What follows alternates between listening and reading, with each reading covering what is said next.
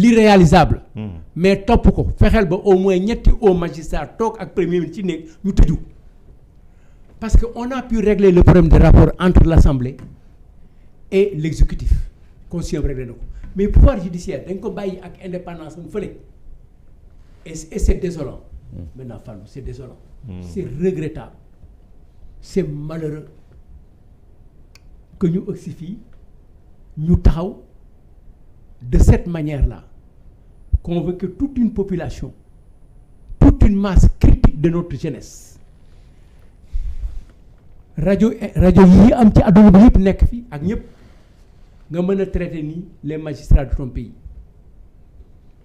C'est désespérant. Maintenant la question, qui pour sauver la magistrature? Qui pour revendiquer pour la magistrature? gis naa ku mel ne Babacar Ba du Forum Civil di wax ne il faut que l'UMS parle. Qui? Les magistrats eux-mêmes. Mais normalement le président déjà moom mii. Oui. Le président du Conseil supérieur des magistrats. oui. Non, le président de la République. Qui est les deux patrons. Oui. am Mais na loo xamante ne aujourd'hui- moo ko war a régler. Mais l'opposition Les frictions entre les l'opposition différentes institutions moo ko war a. n'a qu'à organiser Hmm. une marche de protection contre la justice et les magistrats, pour la magistrat et les magistrats, Pour soutenir les magistrats quoi. pour soutenir leur indépendance, leur respect. Nous considérons leen comme des hommes qu'il faut respecter, à qui il faut rendre honneur. Ouais. Comme le président l'a fait aujourd'hui Aujourd'hui avec les militaires. aujourd'hui avec les militaires. Ouais, quand même. Et c'est assez pédagogique d'ailleurs.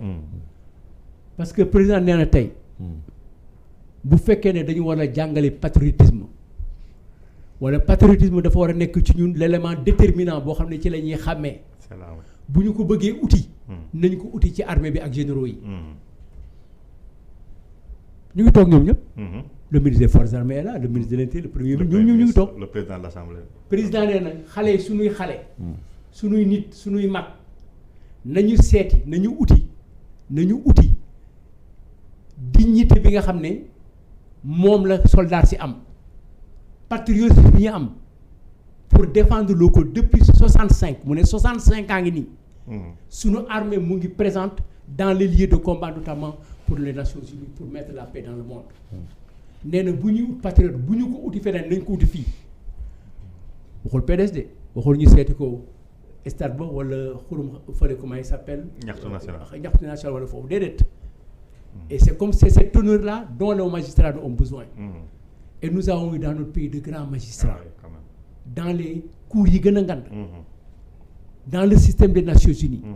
Les grands procès yi am Afrique, nos magistrats ont été présents. Comment. Ouais. Quand même ay matériels ñi am ci ay magistrats yoo xam ne dañu wane seen bopp ci àdduna. Dans la construction de l'Afrique nga am premier ministre bu taxaw di leen wax lii mais gàcce la.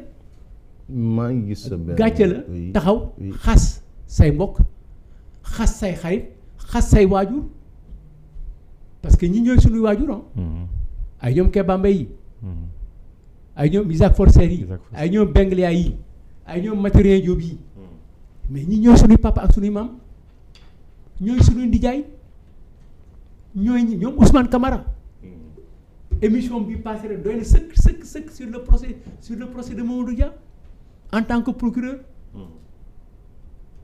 wax lu tax requérir la mort et lan contexte la ban contexte pour analyser ko pour génn ci deful lu dul le droit te mu ngi fii toog waaw ñooñu nga bëgg na ñooñu ñëpp nag baaxuñu waaw ngoonte fan la nit di baaxee juróomi at yi ñoom dañ fi mën a defal lu mel nii 5 ans yi ñu fi toog est-ce que mën nañ fi tabax Kéba Mbaye est-ce que mën nañ fi tabax Cheikh Anta est-ce que mën nañ fi tabax Baba Sy Damier wala est-ce que mën nañ fi tabax booy Dia bi nekkoon 3e aux Jeux Olympiques. tabax nañu nag Sadio Mané. Macky Sall tabax na Sadio Mané ab tabax on verra. Donc amuñu droit premier ministre amul droit di attaquer nii la magistrature suprême de notre pays et ça il faut que les Sénégalais moi j'appelle à des Sénégalais qui veulent se rencontrer pour organiser benn waxtaan boo xam ne bii dañu war a am un respect ni ñuy respecter ñi dee. noonu la ñu war a respecter suñu magistrature. mais président loolu Sénégalais yi ñoo war a génn xeex wala magistrat yi seen jëmmi bopp ñoom ñoo war a am seen xeexu bopp bu fekkee dafa am nit ku leen waxal loo xam ne nekkul yoon parce que premier ministre quand même il parle de complot. Les deux à la fois. Quand le magistrat s'est battu, malgré peut-être des pressions, malgré des interventions, pour examiner ta plainte, ma plainte, notre plainte, contre sur Africa 7, prendre son courage et nous donner raison. Dañuy yuuxu. On a salué. Oui.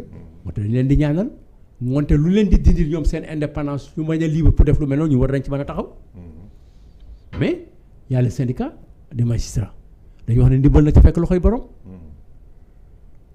et loolu aussi ci nit la nit moo bëgg ku ko ilif topp ko ba topp ko ci loolu yoon ci nature nit la nit lay xale bind noonu gis nga kii xam ne faale woo ko di ko romb bu ñu ko defoon président de la République demain mu prêter serment nga daan àtte fii ci tribunal bi boo ko rombee beneen façon nuyoo nga koy nuyoo parce que da nga koy jox cëram bi mu tolloo tey mais yow nañu la jox cër bi nga am mais moi je suis meurtri sur tout ce déballage là qui est fait sur la magistrature et je l'ai dit ici le président du PASTEF am na ci responsabilité parce que bul fàttali ko daal ci le président du conseil constitutionnel Badio wax na ko li mu ko wax. mënul dem. mais après qu'est-ce qui s'est passé. ñu ngi ko teg. di ko rendre hommage di ko suul te mënu ci teew. li tax mënu ci teew waxuma ne loolu la de.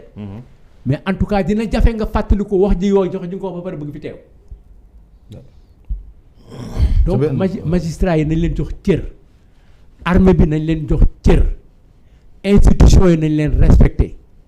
mais institution seen bopp nañu respecté seen bopp respecté nit ñi loolu mooy defar réew. c'est la co-construction bi nga woote. sa benn poste vous dites malheureuse justice orpheline et sans enfants maltraités, insultés, humiliés, salis, tués et risque d'être enterrés sans sépulture. mais kan moo ko jéem a faj personne. mais c'est la deuxième fois que j'écris un poste comme ça. parce que moi je crois que. nous avons une très grande magistrature. et malheureusement moment yi nga xam ne daan nañ ko wane dañuy perdre moment yooyu c'est moment de solennité où effectivement le 31 décembre le président de la République réviserait le constitution ku nekk wax ci at bi ñu wax nangam c'est vrai mais da nga doon gis ay de grands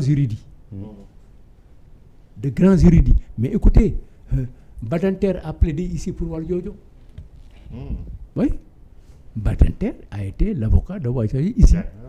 Le coup d'état de 62 ñu ngi nettali Badinter ak Ablaye Wade ak Kéba Mbaye ñoo nekk ci benn conférence je pense dans un pays je pense que c'était dans les Amériques.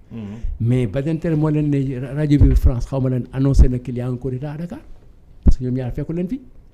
ils étaient dans une grande rencontre et c'est un congrès mondial sur le droit. waaw ñun magistrats yi ñu am ko ñu def le système des Nations Unies. diriger de hautes juridictions.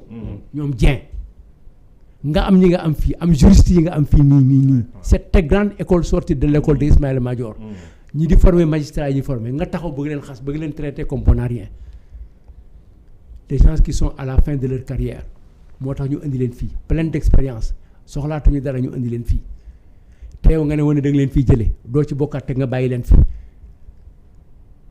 ok d'accord waaw nee nañ il faut ñu raxas alors un premier ministre qui veut devenir président de la République bon en tant qu'opposant il attaque les magistrats mun nga ko sax baal mais en tant que premier ministre qui nekk ci gouvernement di leen attaqué bëgg a nekk ëllëg président de la République alors dañuy Ousmane Sonko est-ce que du dafa bëgg a teg la pression sur les magistratures par rapport à sa candidature en 2029 parce que ñu bëri ñu ngi ragal loolu il faut mettre la pression sur les magistrats pour que en 2029 ce débat là sur